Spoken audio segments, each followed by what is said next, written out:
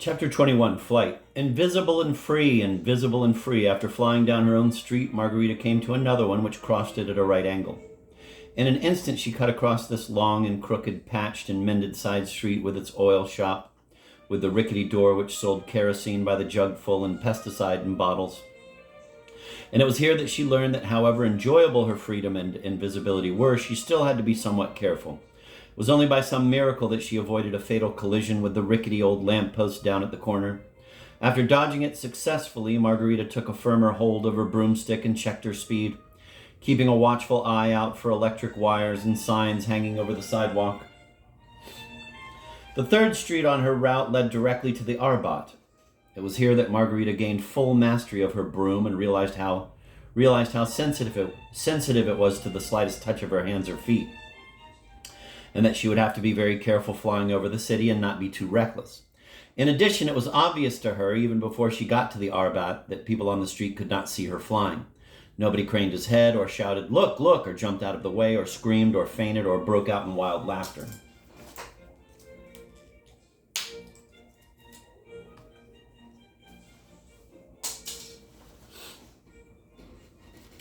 Margarita flew along noiselessly at very slow speed and not too high up at about second story level, but even at a slow speed, just as she was about to come out onto the blindingly lit Arbat, she made a slight miscalculation and hit her shoulder against an illuminated circular sign with an arrow painted on it. This made her angry. She reined in her obedient broom, flew over to the side, and then made a sudden charge at the sign, smashing it to smithereens with the end of her broom handle. Splinters crashed, pedestrians jumped out of the way, a whistle blew, and Margarita, the perpetrator of this gratuitous prank, burst out into gales of laughter.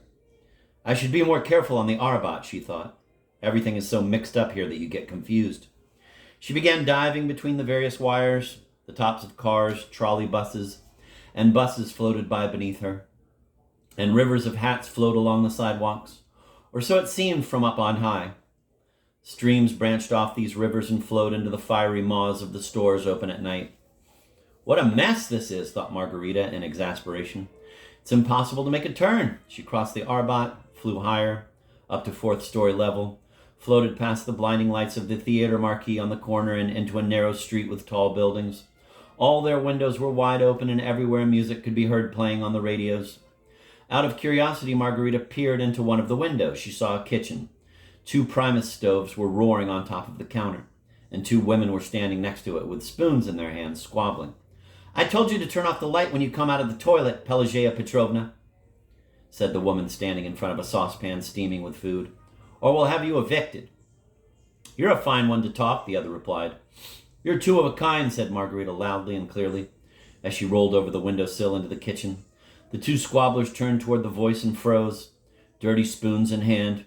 Reaching carefully between them, Margarita twisted the knobs on both stoves and turned them off. The women groaned and gasped.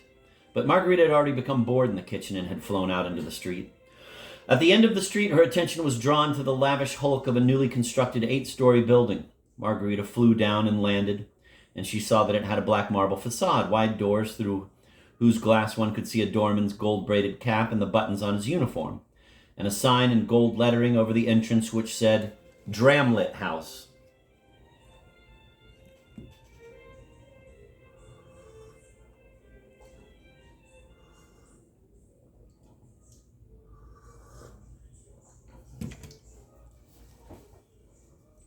Margarita squinted her eyes at the sign, trying to figure out what Dramlit might mean. Tucking her broom under her arm, she walked into the entrance and opened the door, knocking against the astonished doorman in the process. On the wall next to the elevator, she saw a huge black board that listed the names and apartment numbers of all the residents written on it in white letters.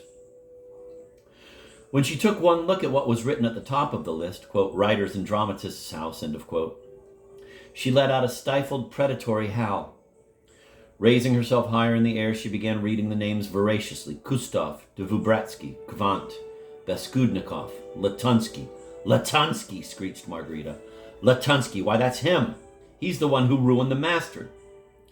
The doorman jumped in amazement and his eyes bulged as he stared at the blackboard and tried to comprehend the miracle of the directory of residents suddenly letting out a scream.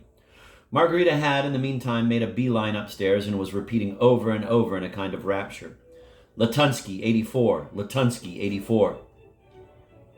Here's 82 on the left, 83. On the right, higher up. On the left, 84. Here, and here's the name card. O. Latunsky. Margarita jumped off her broom, and the stone landing felt pleasantly cool against the soles of her inflamed feet. She rang the bell once, twice, but no one came to the door. As Margarita pressed the bell even harder, she could hear it ringing inside Latunsky's apartment. Yes, the resident of apartment number 84 on the 8th floor should be grateful to the deceased Berlias for the rest of his days, grateful that the chairman of Masalit had fallen under a streetcar, and grateful that a memorial meeting had been set up for that very evening. The critic Latunsky was born under a lucky star. It saved him from an encounter with Margarita, who had become a witch on that Friday. No one answered the door. Then Margarita flew downwards at full speed, counting off the floors as she went, reached the bottom, tore out onto the street, and looking up, counted off the floors on the outside of the building, trying to figure out which were the windows of Latunsky's apartment. They had to be the 5 dark ones at the corner of the building on the 8th floor. Sure that was the case. Margarita rose up in the air, and a few seconds later she was entering an open window into a room that was dark except for a narrow, silver strip of moonlight. Margarita followed it and fumbled for the light switch. A minute later, the lights were on in the whole apartment. Her broom was standing in a corner. Making sure that no one was home, Margarita opened the front door and checked the nameplate. It was the right one. Margarita had arrived at her destination. Yes, they say to this very day the critic Latunsky turns pale when he recalls that terrible evening, and that he still pronounces Berlias' name with reverence. No one knows what dark and foul crime might have marked that evening. When Margarita returned from the kitchen, she had a heavy hammer in her hands. The naked and invisible aeronaut tried to restrain and control herself, but her hands shook with impatience. Taking careful aim, Margarita struck the piano keys, and a first plaintive wail echoed throughout the apartment. The totally innocent Becker baby grand cried out in frenzy. Its keys were smashed, and the ivory inlays flew in all directions. The instrument droned, howled, wheezed, and clinked. The polished upper sounding board cracked like a pistol shot and broke under the hammer. Breathing hard, Margarita tore at the strings and pounded them with her hammer. Finally, exhausted, she backed off and plopped into an armchair to catch her breath. The sound of rushing water came from the bathroom and also from the kitchen. I guess it's already overflowed onto the floor, thought Margarita, and then added aloud, but there's no point in sitting around here. The stream of water was already pouring out of the kitchen into the hall. Tramping through the water in her bare feet, Margarita carried buckets of water from the kitchen to Latunsky's study and emptied them into the drawers of his desk. Then, after shattering the doors of the bookcase in the study with her hammer, Margarita descended upon the bedroom. After smashing the mirror on the wardrobe door, she pulled out one of the critic's suits and submerged it in the bathtub. She poured an inkwell full of ink taken from the study onto the luxuriously fluffed-up double bed in Latunsky's bedroom. The destruction she was causing gave Margarita intense pleasure, but the whole time it seemed to her that the damage she was causing was too slight. Therefore, she began striking out at random. She broke the pots of ficus plants in the room where the piano was. Before finishing that, she went back to the bedroom, slashed the sheets with a kitchen knife, and broke the glass-covered photographs. She did not feel in the least bit tired, and the sweat poured off her in streams.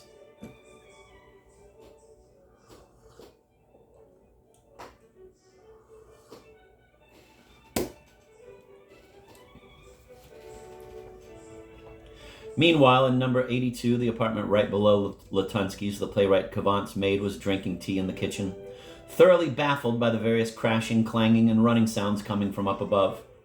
When she raised her head toward the ceiling, she suddenly saw that before her very eyes its white color was changing to a kind of deathly blue. As she was staring at it, the stain kept getting bigger and bigger, and suddenly it was oozing drops of water. The maid sat transfixed for a minute or two, amazed at what was happening, until finally a veritable shower poured down from the ceiling and splashed onto the floor. At this point, she jumped up, put a basin under the stream of water, which didn't help at all since the shower was spreading and had begun to pour down on the gas stove and the table with the dishes. Gavant's maid then shrieked and ran out of the apartment onto the stairs just as the doorbell started ringing in Latunsky's apartment. "Well, the ringing has started. It's time to get going," said Margarita. As she mounted her broom, she listened to a woman's voice shouting through the keyhole. Open up! Open up! Dusia, open the door! Isn't something overflowing in there? We're flooded down below." Margarita rose a few feet in the air and took a swipe at the chandelier. 2 bulbs broke and glass splintered in every direction. The shouting outside the door had stopped, and tramping feet were heard on the stairs. Margarita floated through the window and once outside swung her hammer and gave the glass a light blow. It sobbed and shards of glass cascaded down the marble facade. Margarita moved on to the next window. Down below, people were running along the sidewalk, and one of the 2 cars standing at the entrance to the building blew its horn and pulled away. After finishing with Latunsky's windows, Margarita floated on to the neighboring apartment. The blows fell more frequently, and crashing and tinkling sounds filled the street. The doorman ran out of the first entrance, looked up, hesitated for a minute, evidently not sure what to do, stuck his whistle in his mouth and started blowing it like crazy.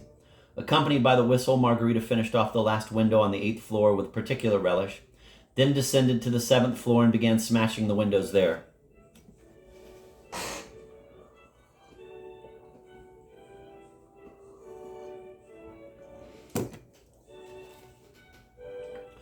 Tired by his long period of idleness behind the glass doors of the entranceway, the doorman put his whole soul into blowing his whistle, following the beat of Margarita's hammer, as it were, as if he were playing an accompaniment.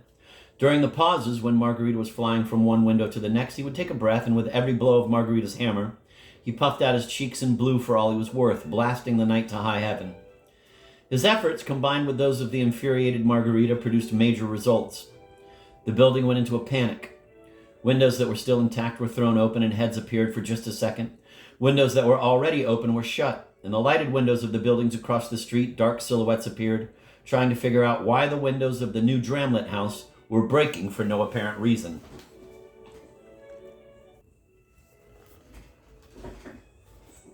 Down on the street, people were running toward Dramlet House, and inside it, people were tramping up and down all the staircases without rhyme or reason. Kavant's maid kept yelling to the people on the stairs that Kavant's apartment was flooded, and she was soon joined by Kustov's maid from apartment number 80, the one right below Kavant's. The Kustovs had water streaming from the ceiling, both in the kitchen and the toilet. Finally, a huge piece of plaster broke off the ceiling in Kavant's kitchen and smashed all the dirty dishes. A major downpour followed. Buckets full of water gushed down from the seeping, sagging squares of sodden plaster. Then screaming began on the stairs of the first entrance. As Margarita was flying past the next to last window on the 4th floor, she looked inside and saw a man putting on a gas mask in a state of panic. She tapped his window with her hammer and gave him a fright, and he disappeared from the room. And suddenly the wild devastation came to an end. Margarita slipped down to the 3rd floor and looked in the corner window, which was covered with a flimsy dark blind. The room was lit by a faint nightlight. Sitting in a small bed with netting on the sides was a little boy of about 4 who was listening fearfully to what was going on. There were no grown-ups in the room. They had apparently all fled from the apartment. "Windows are breaking," said the boy, calling out, "Mama!" No one responded. And then he said, "Mama, I'm scared." Margarita pushed the blind aside and flew into the room. "I'm scared," the boy repeated and started to tremble. Now, don't be frightened, little one," said Margarita, trying to soften her criminal's voice, which had been made hoarse by the wind. "It's just some boys breaking windows." "With slingshots?" asked the boy, no longer trembling. Yes, with slingshots," affirmed Margarita. "And now go back to sleep." "It must be Sitnik," said the boy. "He's got a slingshot." "That's right, it's him." The boy glanced slyly sideways and queried, "But where are you, Auntie?" "I'm nowhere," Margarita replied. "You're having a dream." "That's what I thought," said the boy.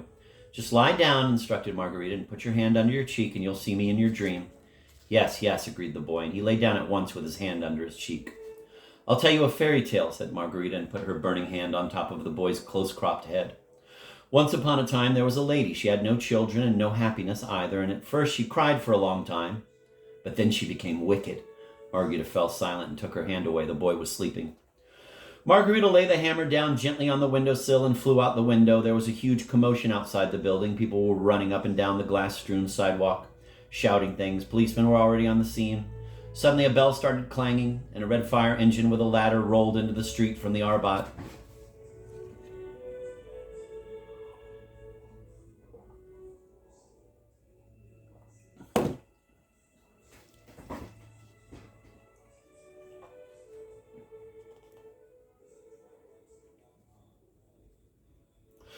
But what happened next no longer interested Margarita. Taking care not to get entangled in any wires, she grasped her broom more firmly, and in a flash she was high above the ill-fated building.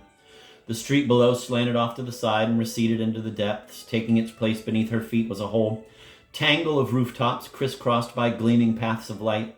Suddenly the whole mass moved off to the side and the chains of light blurred and blended. Margarita gave the broom another upward prod and the mass of rooftops fell away, replaced by a lake of quivering electric lights. Suddenly this lake rose up vertically and then appeared above Margarita's head while the moon shone beneath her feet. Realizing that she had turned a somersault, she resumed her normal position. And when she turned to look, she saw that the lake was no longer there and that in the distance behind her, there remained only a rosy glow on the horizon. A second later, and it too had vanished, and Margarita saw that she was alone with the moon, which was flying above her to her left.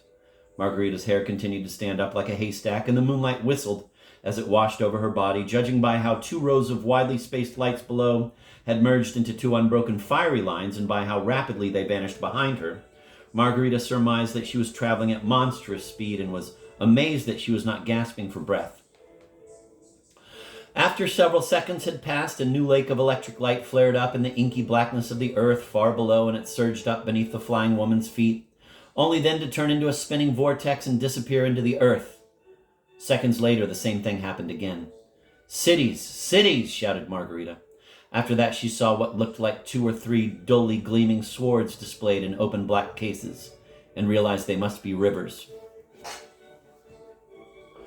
As she flew along, Margarita looked up at the moon over to her left and marveled at how it seemed to be rushing back to Moscow like a mad woman, while at the same time staying strangely in place so that its surface was clearly visible. There she could see a dark, mysterious shape which looked something like a dragon or a humpback horse. Its sharp muzzle pointed back toward the city left behind. Margarita was now seized by the thought that there was no need for her to drive her broom at such a frenzied speed, and that she was depriving herself of the opportunity to look at things properly and enjoy the flight to the fullest. Something told her that they would wait for her at her destination and that there was no reason for her to be bored by such senseless speed and altitude. Margarita bent the bristle end of her broom downward so that the tail end rose toward the rear, and after drastically reducing her speed, she headed down to the ground. This downward slide, as if on an airborne toboggan, gave Margarita an intense thrill. The earth rose up to meet her, and out of the formless, once black mass emerged the mysteries and charm of the earth during a moonlit night. The earth was moving toward her, and Margarita was already bathed in the scent of the greening forests. She was flying over the very mists of a dewy meadow, then over a pond. A chorus of frogs sang beneath Margarita, and from somewhere in the distance came the inexplicably heart-rending wail of a train. Soon Margarita glimpsed it. It was crawling along slowly like a caterpillar, throwing a shower of sparks in the air. After overtaking it, Margarita passed over another watery mirror, in which a second moon floated by beneath her feet. Descending even lower, she flew along with her feet nearly grazing at the tops of enormous pines. Behind her, Margarita heard the harsh sound of something ripping the air. Gradually, this sound of something flying through the air like a missile was joined by a woman's laughter, audible for miles around. Margarita turned around and saw that she was being pursued by a complex black object. As it drew close, it became more clearly defined, and she could see it was a mounted rider. And finally, the object completely revealed itself. Slowing down and drawing up beside Margarita was Natasha.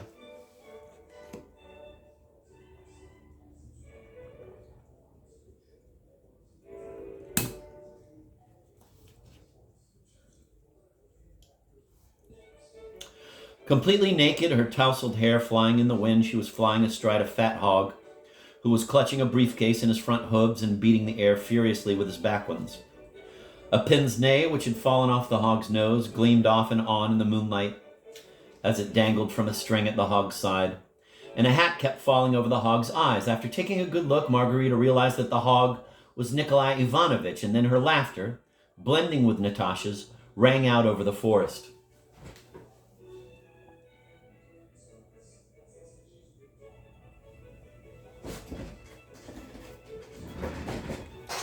"Natashka!" came Margarita's piercing cry. "Did you use the cream?" "Darling!" shrieked Natasha, waking the slumbering pines. "My French queen, I smeared it on his bald head, too." "Princess!" wailed the hog, pathetically carrying his rider at a gallop. "Darling, Margarita Nikolaevna!" shouted Natasha, galloping along beside her. I confess I took the cream, but we want to live and fly too. Forgive me, mistress, but I'm not going back, not for anything. Ah, it's good, Margarita Nikolaevna. He proposed to me. At which point Natasha began tweaking the hog, who was puffing with embarrassment, on the neck. Proposed? What was it you called me, huh? She shouted, leaning over his ear. Goddess, howled the hog. I can't fly so fast. I could lose some important papers. Natalia Prokofievna, I protest. To the devil with your papers, yelled Natasha, with an impudent laugh. What are you saying, Natalia Prokofievna? Someone might hear us, howled the hog in pleading tones. Galloping alongside Margarita, Natasha laughingly related what had happened after Margarita flew away over the gates. Natasha confessed that without touching any of the things Margarita had given her, she had thrown off all her clothes, rushed straight for the cream, and anointed herself with it. And the same thing happened to her that had happened to her mistress. While Natasha was admiring her magical beauty in front of the mirror and laughing with delight, the door opened and in walked Nikolai Ivanovich. He was excited and was holding Margarita Nikolaevna's chemise, along with his hat and briefcase. Nikolai Ivanovich took one look at Natasha and was stupefied, red as a lobster.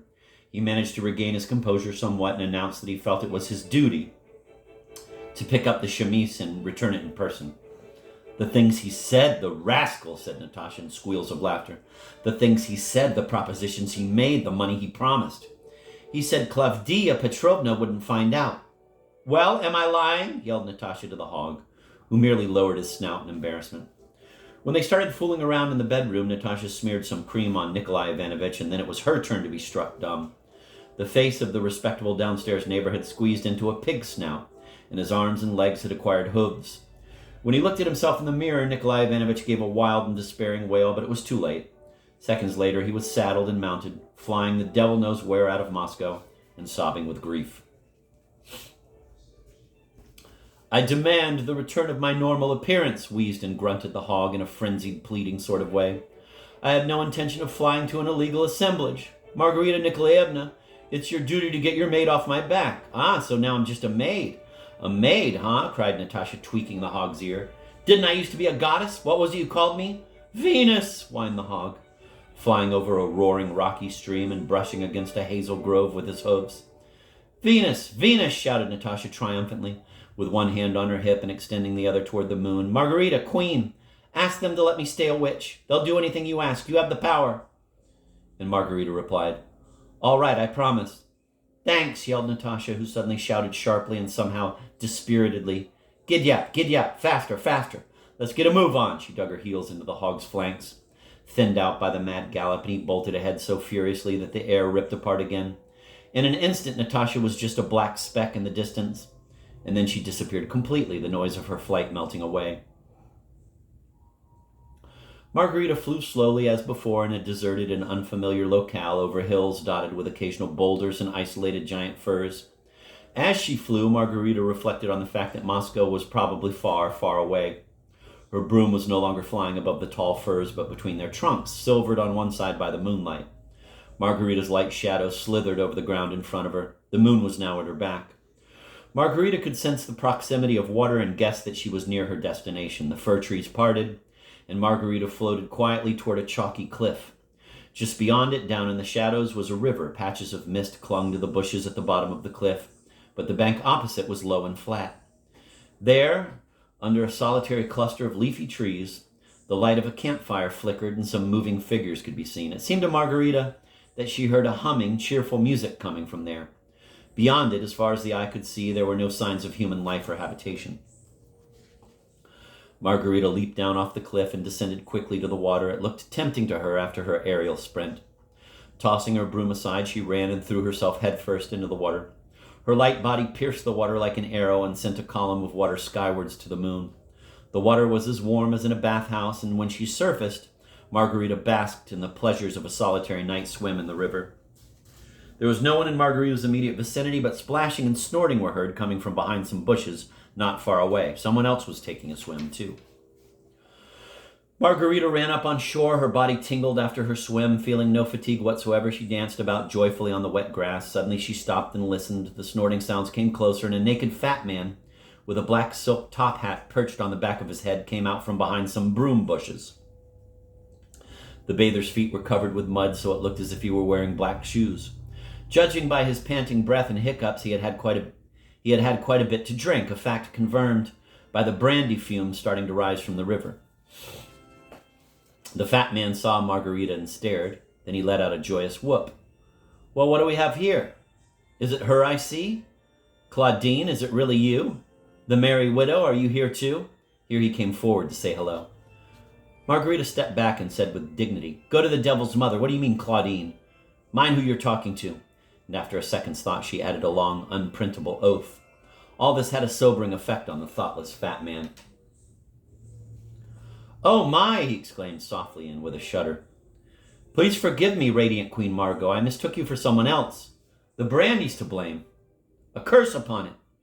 The fat man then got down on one knee, swept off his top hat, bowed, and started mumbling some nonsense, half in Russian, half in French, about his friend de Guessard's bloody wedding in Paris, and about brandy, and about how crushed he was by his grievous mistake.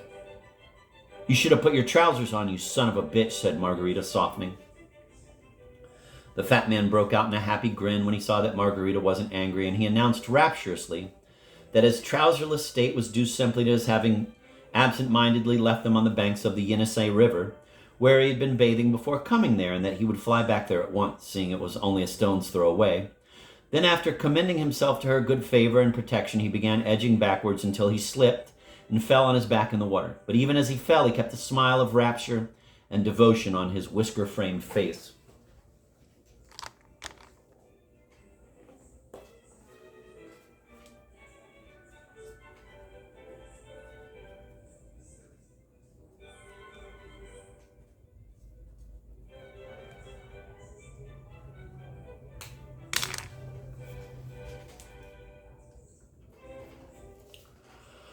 Margarita summoned her broom with a piercing whistle, mounted it, and was carried over the river to the opposite shore. The shadow cast by the chalk cliff did not reach that far, and the riverbank was flooded in moonlight. As soon as Margarita touched down on the wet grass, the music under the willows grew louder, and the sparks from the campfire cascaded more merrily into the air. Under the willow branches, studded with soft, fluffy catkins visible in the moonlight, sat 2 rows of fat-faced frogs, their cheeks distended like rubber, playing a spirited march on wooden pipes. Glowing pieces of rotten wood hung on willow twigs in front of the musicians to illuminate their music, and the flickering light from the campfire played on the frogs' faces. The march was being played in Margarita's honor. She was given the most gala reception. Diaphanous mermaids stopped their round dance over the river and waved to Margarita with seaweed. Their moaning salutations carried out over the deserted greenish shore and could be heard from far away. Naked witches jumped out from behind the willows, formed a line, and began to bow and curtsy in courtly fashion. A goat-legged creature rushed up to Margarita and kissed her hand, spreading silk on the grass. He inquired whether the queen had enjoyed her swim and suggested that she lie down and have a rest. And that's exactly what Margarita did. The creature brought her a goblet of champagne. She drank it, and her heart was suffused with warmth. When she inquired after Natasha, she was told that Natasha had already taken her swim and had flown on ahead to Moscow on her hog to announce that Margarita would be arriving soon and to help in the preparation of her attire. Margarita's brief sojourn under the willows was notable for one episode. A whistling sound cut through the air, and a black body, obviously way off target, crash-landed in the water. Seconds later, Margarita found herself face to face with the same side-whiskered fat man who had introduced himself so unfelicitously on the opposite shore. Evidently, he had managed to dash back to the Yenisei, since he was now in full evening dress, albeit soaked from head to toe. Judging by his crash landing in the water, he had obviously had a second go at the brandy. But even this mishap had not wiped the smile off his face, and the amused Margarita, laughing, allowed him to kiss her hand. Then everyone began preparing to leave. The mermaids concluded their dance and melted into the moonlight. The goat-legged fellow respectfully inquired how Margarita had gotten to the river, and when he learned she had come on a broom, he said, "Oh, whatever for? That's so uncomfortable." In the blink of an eye, he devised a rather dubious-looking phone out of 2 twigs and demanded that a car be sent over on the spot. And, indeed, a minute later there dropped on the island a dun-colored open car. Only sitting in the driver's seat instead of the routine chauffeur was a black, long-beaked rook wearing an oilskin cap and long driving gloves. The small island was clearing out. The witches flew away and dissolved in the moonlight. The campfire burned out and the coals became covered with gray ash. The man with the side whiskers and the goat-legged fellow helped Margarita into the car, and she settled into the wide back seat. The car roared, gave a jump, and soared almost as high as the moon. The island vanished, the river vanished, and Margarita was carried off to Moscow.